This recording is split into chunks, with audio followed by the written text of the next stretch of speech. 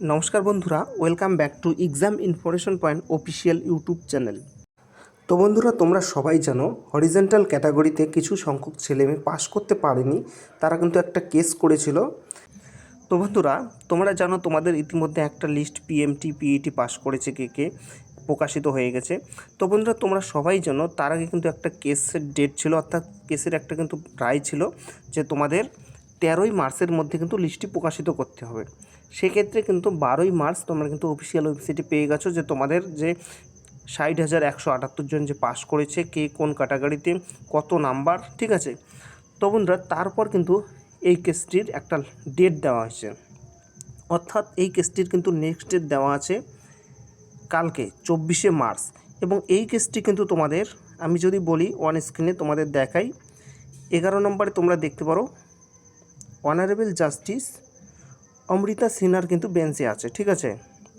তো আমি তোমাদের আপডেটটি দেখাচ্ছি যেমন কত নাম্বারে আছে। ওকে, দেখো আমি এখানে ক্লিক করলাম ভিউ।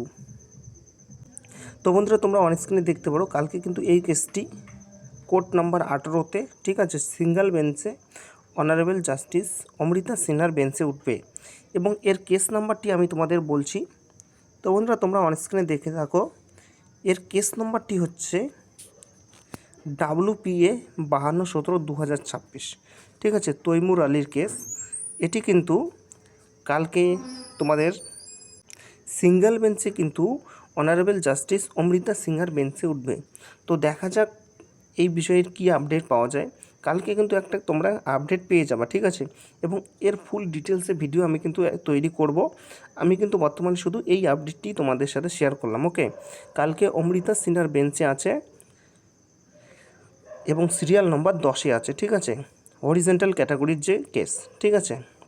তো বন্ধুরা, এর সাথে বলি, তোমরা যদি হরিজেন্টাল ক্যাটাগরি না বোঝো, আমার চ্যানেলে কিন্তু ইতিমধ্যে একটা ভিডিও আছে, তোমরা কিন্তু ভিডিওটি দেখে নিতে পারো।